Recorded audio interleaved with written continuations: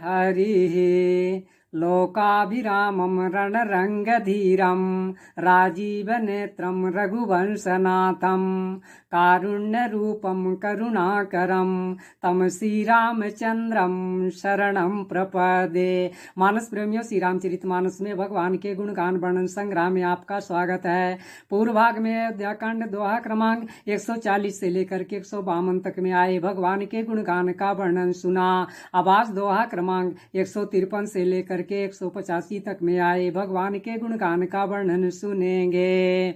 भैया भरत जी ननिहाल से लौट करके अयोध्या जी आ जाते हैं और जब उनको यह जानकारी होती है कि कैकेयी ने भैया राम जी को वनवास दे दिया है तो भरत जी मन में विचार करते हैं कि कैकेयी ने भैया भरत को वनवास कैसे दे दिया, क्योंकि संसार में कोई ऐसा जीव जंतु नहीं है जिसे श्री राम जी प्राणों से प्रिय ना हो। अस को जीव जंतु जग माही, जहि रघुनाथ प्राण प्रिय नाही।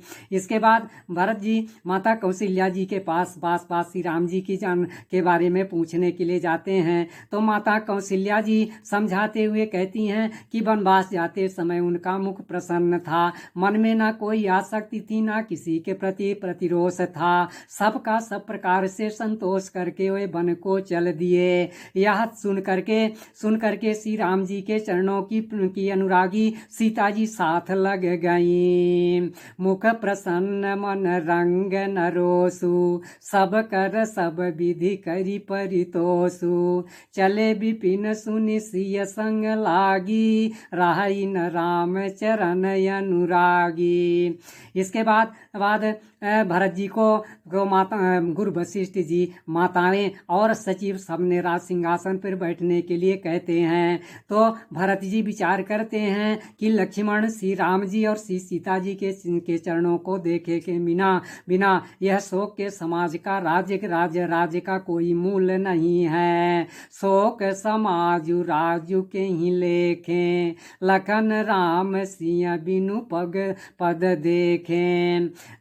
और भरत जी विचार करते हैं कि जैसे रोगी शरीर के लिए बहुत से भोग व्यर्थ हैं, बिना हरि भक्ति के जप जोग व्यर्थ हैं, तथा सुंदर देह बिना जीव के व्यर्थ है, और मेरा तो श्री रघुनाथ जी के बिना सब कुछ व्यर्थ है। सरुज शरीर बादी बहु भोगा, बिनु हरि भगति जाय जप जोगा, जाय जीव बिनु तेह सुहाई, बादी मोर सबु बिनु रघुराई।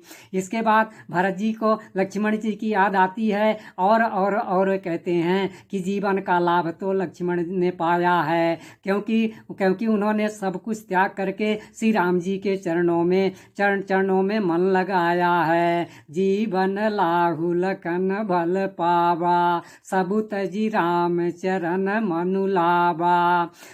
इसके बाद सिंह भैया राम जी की याद करते हुए भरत जी कहते हैं कि श्री राम जी अत्यंत शीलवान और सकोची हैं, तथा उनका स्वभाव अत्यंत सरल है, वे कृपा और स्नेह के भवन हैं। उन्होंने कभी बैरी का भी अनुभव नहीं किया है। मैं तो बालक सेवक हूँ, यद्यपि विरोधी हूँ। शील सकुच सुठी सरल सुभाऊ, कृपा स्नेह सदन रघुराऊ, अरिहु कयन भल कीन्हन रामा, मैं शिशु सेवक यद्यपि बामा। इसके बाद भरत जी सिंहासन पर नहीं बैठते हैं और सबको अपना निर्णय सुना देते हैं कि कल प्रातः ही भैया राम को मनाने हम लोग चित्रकूट चलेंगे। यह सुन करके सभी लोग प्रसन्न हो जाते हैं और चित्रकूट चलने के लिए सब तैयारी करने लगते हैं। आपस में ये चर्चा करते हैं कि भवन आदि के लिए रखवाली के लिए किसको रखा जाए। तो यह मन में निर्णय होता है कि जिसको भी भवन की रखवाली के लिए रखा जाएगा उसका तो अनभल होगा। और वो विचार करते हैं कि वह संपत्ति भवन सुख और हितैषी माता पिता भाई सभी जल जाने योग्य हैं। जो राम जी के चरणों के सन्मुख होने में सहर्ष सहायता नहीं करते। जरऊ सो संपत्ति सदन सुख